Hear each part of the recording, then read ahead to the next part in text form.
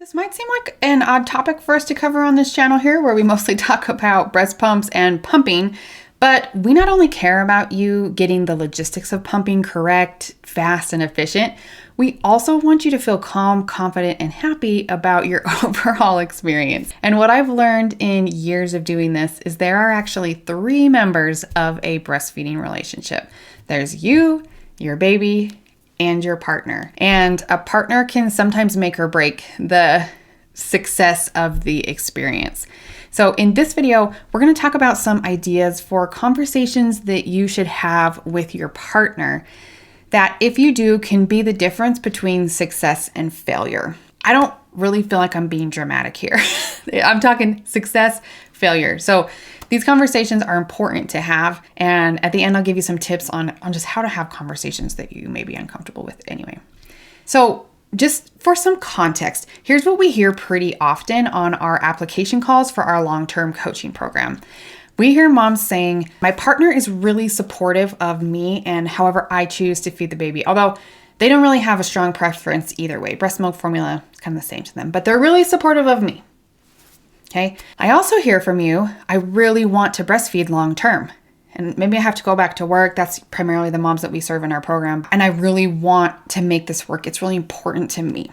Okay. And then they go and talk to their partner about spending some money on themselves and figuring out how to feed their baby in a more efficient and a better way. And then here's what we hear next. My partner said it was too much money, or my partner doesn't think it's worth it. I think my first thought is to feed your baby and for you to be happy and supportive. I don't know how that's not worth it, but that's kind of beside the point. One of the best ways that your partner can support you is financially. And I'm not saying give you the money to get the help you need, but even just having a blessing. I talk to a lot of working moms, they're making money, partners making money.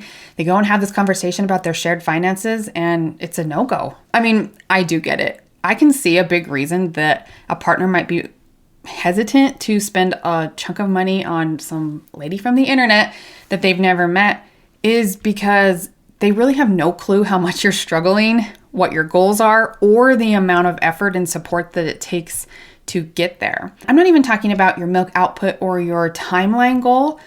We want you to meet your breastfeeding goals and look back on this with a positive remembering, not being so exhausted and frustrated and frazzled because you met your goal, but you had to reinvent the wheel at every turn.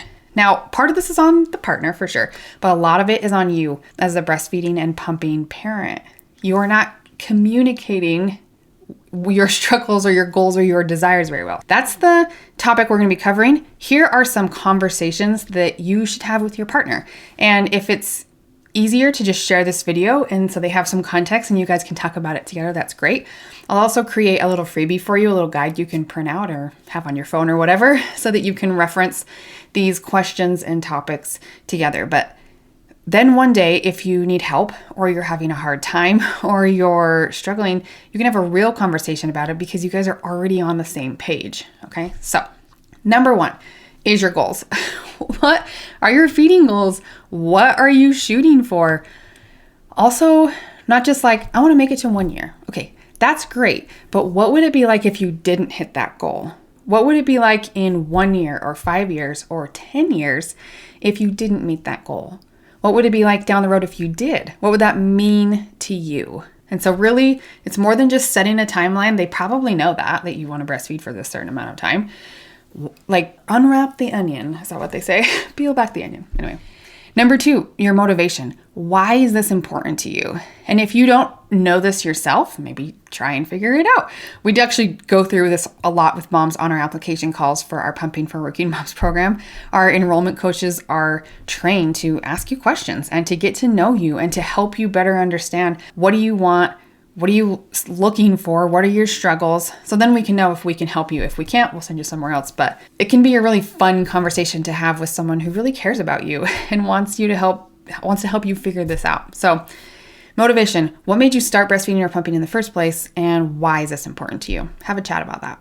Number 3, current and future struggles. So what are you struggling with most right now?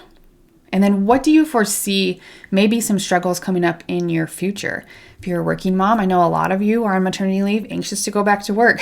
My pumping schedule, my output, like feeding bottles at daycare, like it's a lot. And if you don't have pumping down efficiently and correctly, it can make it even more stressful because there's always going to be unknowns. But if you're adding like, I don't even really know what I'm doing with pumping right now, that's extremely stressful, So these are the kind of things you should be talking about, current and future struggles. Number 4, what are the major stressors and pain points for you right now and or in the future? What are the most annoying parts of feeding and pumping? What are the moments that you dread the most? What are the things that are bothering you? I always like hearing these things. So maybe comment down below and tell me what are your biggest stressors and pain points at the moment, especially if you are a pumping working mom. I would love to hear from you. I make notes of these. Like I like doing research and figuring out what you're struggling with. It also helps me come up with more content for you guys on the channel, both on the channel and inside of our program. My goal is to help you. So the best way for you to help me help you is to tell me what you're struggling with. So do that down in the comments. Also, while you're doing that, you might as well subscribe if you haven't already because you're here and you're watching. So anyway, I want to see you back. Okay, number five, I think.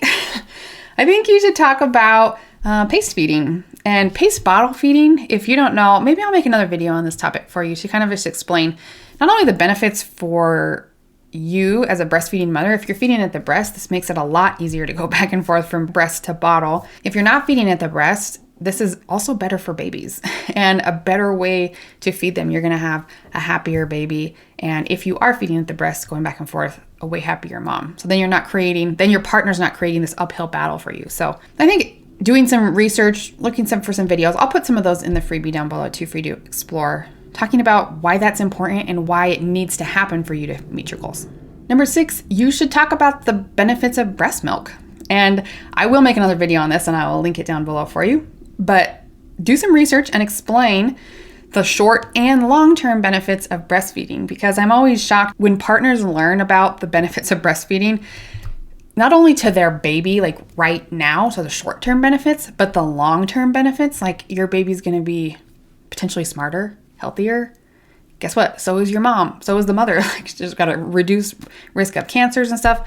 I'll put all that in the other video, but there's a lot of benefits to breastfeeding. And I feel like if you can have this conversation, especially if you're educated on this and if you're not, go figure it out. Have that fun conversation with your partner. Like, why is this so awesome? Not only will they be more likely to support you down the road, but they might be more appreciative of you right now, knowing that you're giving their baby these amazing things.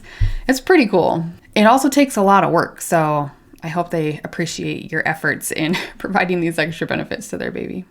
Number 7, what other preferences do you have? And not only the other things that are important to you surrounding pumping and breastfeeding, but what other things are also important to you at this time in your life, not related to pumping and breastfeeding? What kind of things are you having to leave out so you can do this? What things do you miss about your old pre-pregnancy, pre-motherhood life? Everyone has their own unique things that are important to them, And so what preferences do you have, feelings, concerns, anything like that? Might be something fun to explore. And then last on my list is conversations about your feelings and emotions. And I know this can be hard. Communication in any relationship is challenging. And I do encourage you though, what positive feelings do you have around breastfeeding? Think back to some moments that were particularly meaningful to you and share those experiences. Also share them as they're happening. This happened today and I loved it and I felt this about it and that made me happy or proud or motivated to keep going. Also, what are some negative feelings that you've had around breastfeeding or pumping? What are some particularly difficult times that made you feel sad or frustrated or guilt? Mom guilt or shame. I know these are hard feelings to name and share, but you'll be better off for doing that. And then if you ever need help or things are just falling apart and you don't know what to do, your partner will be way more on board because you've communicated some of these things in the past. I don't know. I've just seen so much that partners have no clue what the pumping and breastfeeding parent is going through. And it's largely because these mothers are just not communicating. I know some of you are better than others, but we just see this so much. So Some tips for starting conversations. I think one of my favorite ways to start conversations with my partner is to share like a meme or a reel or a short or something that sparked, an idea in my head or that really resonated with me and maybe explained how I was feeling in a different situation. That's an easy way to start a conversation. You can share one of these videos on the channel. We have a whole playlist of mental and emotional aspects of pumping or benefits of this, ways partners can help with that. Like if it's just easier to share some piece of content somewhere just to get the conversation rolling, you can always share it and say, I'd love to know what you think about this, or I found this really interesting, or this is kind of how I'm feeling, anyway, it can be a nice way to start. And then I just wanted to leave you with some basic conversational tips. And I utilized AI to come up with these because I am not a counselor, right? I'm a lactation consultant. We do have a little bit of training in counseling and stuff, but AI was a big help to me. And so I just want to run through these really quickly because I know some of these conversations can be deep and uncomfortable. And especially if you're not on this level with your partner that you talk about feelings and stuff a lot, these just might be some ideas to help make that a little bit easier.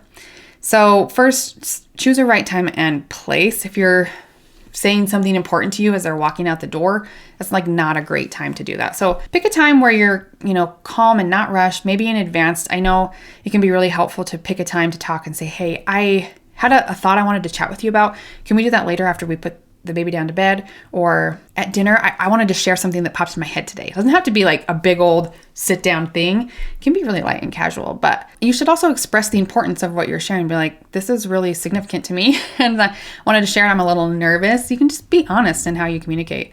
It's also helpful to use I statements. So framing things in I feel or I need rather than placing blame can help prevent defensiveness and promotes understanding. Again, just like a basic conversational skill, especially when you're talking about things that kind of involve both of you and your baby.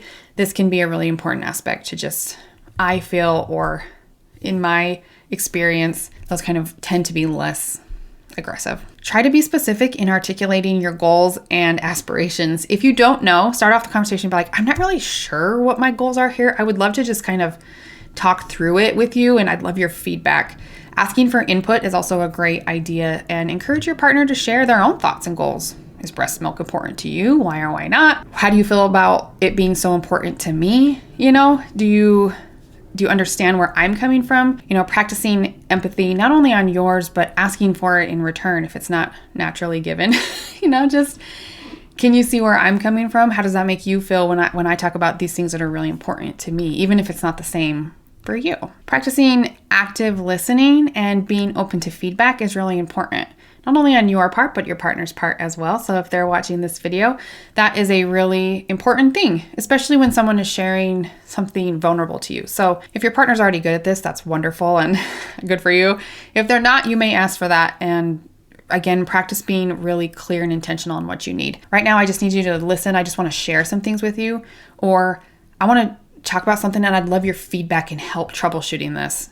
Being clear can give your partner like, okay, I know exactly what she wants from me and I can give that to her, right? Another great tip I have for you is to celebrate achievements. And I don't think we share the good stuff just as much as we don't share the bad stuff. And again, I hope you know that this whole video is coming from a place of a working mother who has done all of these things too. I have not clearly communicated not only the bad things and struggles that I'm having, but also the good things and the little wins I have. So whenever you do that, it reinforces that this is a team effort. Like I am sharing this with you because you're part of this team, because whether you like it or not, a partner is a part of the breastfeeding team. Like they can just make it or break it for you. This was a good idea too, to schedule regular check-ins. So I'm always of the mindset of asking your partner to be on top of this so that you don't have to schedule regular check-ins. So say, hey, I'd really like you to check in with me like every other day or once a week. Just like really sit down and ask me how I'm doing, what I'm feeling,